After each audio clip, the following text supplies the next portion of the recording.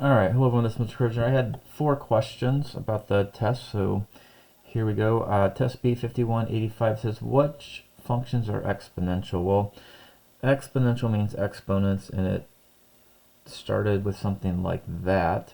And then we took the equation, and what we did is we put the input as an exponent, and this is the output, and these are just some constants here, but the input is a variable, and it has to be up as an exponent. So that's the type of questions. Exponential means the input is an exponent. So if I were to write all these like equations or functions of y, these two have exponents, variables up here. So this is a exponent, but it's not a variable right here, so we're crossing this off, and this is a 1, so we're crossing these ones off because the main thing is it's the position of the variable here. So wherever the variable is, if it's an exponent, that's by definition exponential. So it's all of these equations, and it comes back to PERT, it's that one, and write 1 plus r divided by n over t. So all of these versions where the variable is up here. Alright, 52 or 5.259. It gives us a function and it asks us to find this output, so I'm just going to go ahead and rewrite it like this.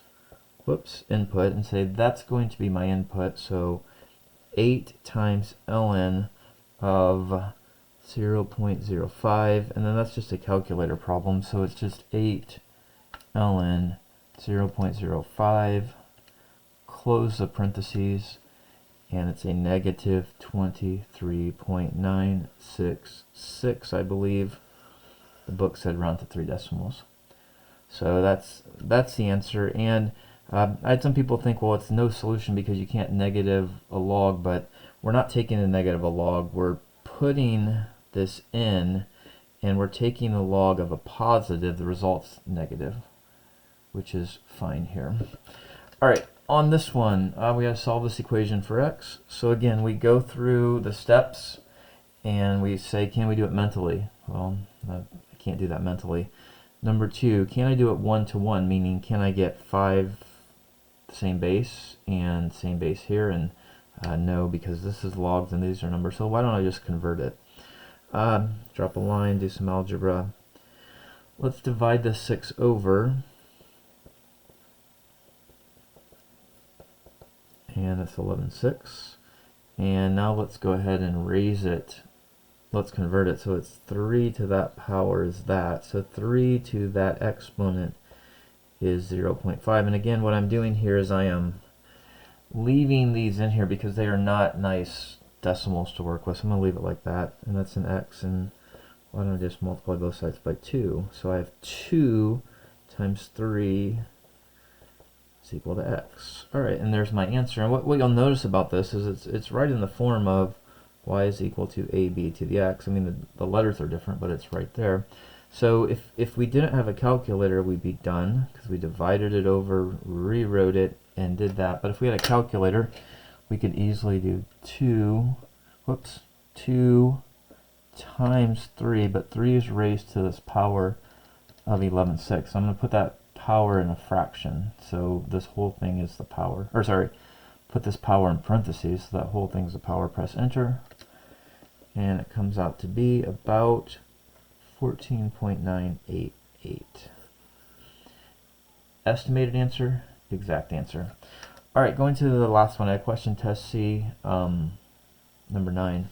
Well, we have this function, it's defined by this point, and we're told it swoops down and it can be modeled by this right here, which is an exponential. So I think all we had to do in this one was find the r value. Well, the r value is going to be a percent, so it's going to be 0 point something, and it's going to be negative because it's going down. So we have this much information right here. Alright, well, how do we do that? Well, we take it and we plug in a point. Let's plug in this first point. If I put a 4 there for the output, P is equal to R times a negative 1. Well, that gives me 2 variables, doesn't help. Let me try and plug in this point. 1 P E R times 1 two variables doesn't help, but what I can do is what we've been doing is taking this equation and divide it by the negative r, that's negative 1r, and divide this by negative r, just negative 1r.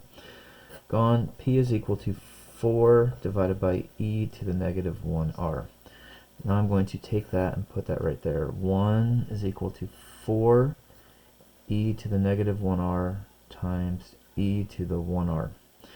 Alright, and this is where the confusion probably comes in here. What do we do with this? Well, let's just think, if it was e to the 7th over e to the 2nd, we would just subtract them and get e to the 5th. That would be simple, right? We just take off 2 of the e's, e to the 5th. But in this case, so it's 7 minus 2 gives us that 5. Here I have 1 minus a negative 1, which is 2. So this becomes 1 equals 4 e to the 2r. Probably coming up with that 2 is probably the difficult problem. When it looks like this, it's fairly straightforward. When it looks like that, it's a little bit more difficult. Alright, so let's go ahead and divide this over. That's 1/4. Take the natural log of both sides. That's ln of 1/4. That comes down to 2r. So r would be what? R would be equal to ln of 1/4, but all of that quantity divided by 2. And that's an exact answer. If you ever needed an exact answer, that would be it. I'm going to do ln of 1/4. There it is. Divided by 2. And there it is. R is about 0.6931. But again, don't forget to put the negative, and it does show up right there.